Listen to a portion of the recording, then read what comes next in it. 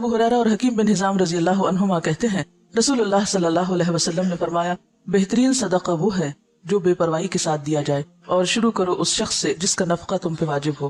رواہ البخاری، اسے بخاری نے روایت کیا، اور رواہ مسلم، اور اسے مسلم نے روایت کیا۔ یعنی جب تم صدقہ کرو تو سب کچھ نہ دے ڈالو بلکہ اپنے لیے بھی کچھ باقی رکھو۔ اور دوسرا معنی جیسے کہ یہاں ہوا ہے کہ جو بے پرواہی کے ساتھ دیا جائے، یعنی انسان جب دے تو پھر نیکی کر دریا میں ڈال، بھول جاؤ۔ ایسا نہیں کہ تم دینے کے بعد پیچھا کرنا شروع کر دو، لینے والے پر احسان جتاؤ یا اس کو اذیت دو۔ اور اسی طرح ابتدا اس سے کرو جو تمہارا قریبی ہو، یعنی جن کی کفالت تم پہ فرض ہے، اپنے بیوی بچوں سے، اپنے گھر والوں سے، اپنے رشتہ داروں سے۔ اب یہاں پر بہترین صدقہ نمبر 1 اس شخص کا صدقہ جو دل کے اطمینان کے ساتھ خرچ کرے، دے کے بھول جائے، لینے والے کو دکھ نہ دے۔ اس کو کیوں بہترین صدقہ قرار دیا گیا؟ اس کو اچھا صدقہ کیوں کہا گیا کہ یہ اچھا صدقہ ہے؟ بہترین صدقہ وہ ہے کہ جب آپ دیں تو دینے کے بعد آپ خود محتاج نہ ہو جائیں۔ قرآن پاک میں اس کے بارے میں ایک آیت آتی ہے، وَلَا تَجْعَلْ يَدَكَ مَغْلُولَةً إِلَىٰ عُنُقِكَ وَلَا تَبْسُطْهَا كُلَّ الْبَسْطِ فَتَقْعُدَ مَلُومًا مَحْسُورًا۔ اسے روکا گیا ہے، سب کچھ دے ڈالنے سے روکا گیا ہے۔ کیوں؟ فَتَقْعُدَ مَلُومًا مَحْسُورًا، ورنہ تم خود عاجز، محتاج، درماندے، ملامت زدہ ہو کے بیٹھ جاؤ گے، خود لوگوں کے آگے ہاتھ پھیلانے لگو گے۔ اور بہترین صدقہ کون سا ہے؟ جو تم سب سے پہلے اپنے گھر والوں کے اوپر خرچ کرتے ہو۔ اب گھر والوں پہ خرچ کرنا فرض ہے، تو فرض کی ادائیگی پر اجر بھی زیادہ ہے۔ جب آپ باہر دینے لگے تو پہلے دیکھ لیں کہ گھر والوں کے پاس ہے یا نہیں۔ کچھ چیزیں ہیں جو عام حالات کے لیے اور کچھ ہیں جو خاص حالات کے لیے ہوتی ہیں۔ ہر حکم کے اندر استثنائی صورتیں موجود ہوتی ہیں۔ جیسے غزوہ تبوک کے موقع پر حضرت ابوبکر نے جب سب کچھ دیا تو وہ ایک ایمرجنسی کی کیفیت تھی۔ اس وقت دین کی جغرافیائی سرحدیں جو ہیں ان کی حفاظت بھی مقصود تھی۔ اگر اس وقت مال خرچ نہ کیا جاتا اور بیوی بچوں اور گھر کو دیکھا جاتا تو پھر اگر دین ہی باقی نہ رہتا تو باقی کیا باقی رہتا؟ تو ایک بڑی ضرورت آ گئی سامنے، اور بعض اوقات میں بھی بھوکا، دوسرا بھی بھوکا، لیکن دوسرے کی بھوک میری بھوک سے زیادہ ہے، دو ضرورتیں سامنے آ گئی، تو پھر کیا دیکھا جائے گا؟ کس کی ضرورت زیادہ ہے تو وہاں خرچ کیا جائے گا۔ حضرت ابو مسعود رضی اللہ عنہ کہتے ہیں رسول اللہ صلی اللہ علیہ وسلم نے فرمایا کہ مسلمان جب اپنے اہل و عیال پہ خرچ کرتا ہے اور اس سے ثواب کی توقع رکھتا ہے تو یہ بھی اس کے لیے صدقہ ہی شمار ہوتا ہے۔ کتنی خوبصورت بات، کتنا خوبصورت ہے یہ دین۔ آپ اپنے فرائض ادا کریں لیکن احسان جتا کے نہیں۔ اپنے گھر والوں کو دے رہے ہیں لیکن ان پہ بھی احسان نہیں۔ بہت سے والدین کو دیکھا گیا کہ وہ بچوں کی تعلیم پہ اگر خرچ کرتے ہیں تو جینا حرام کر دیتے ہیں ان کا، تم پہ اتنا اتنا اتنا خرچ کر چکے ہیں۔ ایون اپنی اولاد کے ساتھ یا بیوی کے ساتھ بھی احسان کریں تو جتانا نہیں چاہیے۔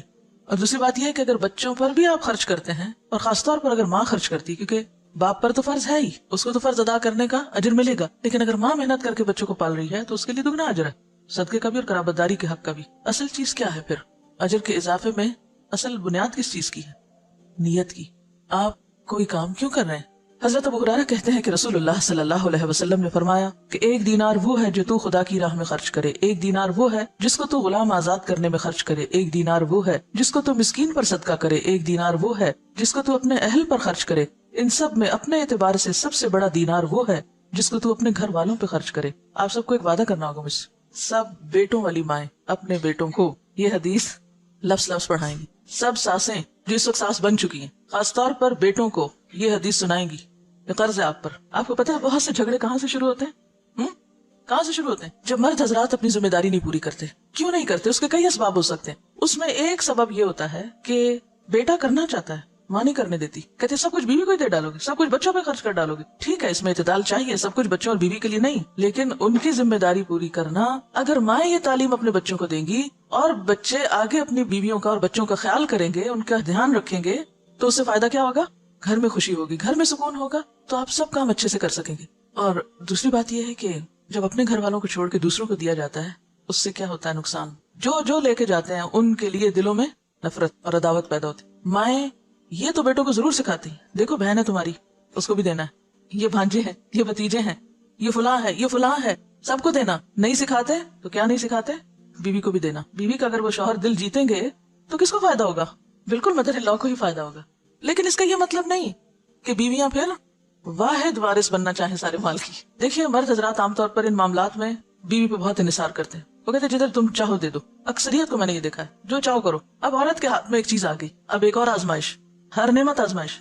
اب اس پہ کیا فرض عائد ہوتا ہے کہ وہ سارا کچھ چھپا کے اپنے پاس ہی نہ رکھ لے۔ پھر اگین جب بہو پہ بات آتی ہے تو بہو اور بیٹی کے یا نند بھاوج کے آپس میں تعلقات کیوں خراب ہوتے ہیں؟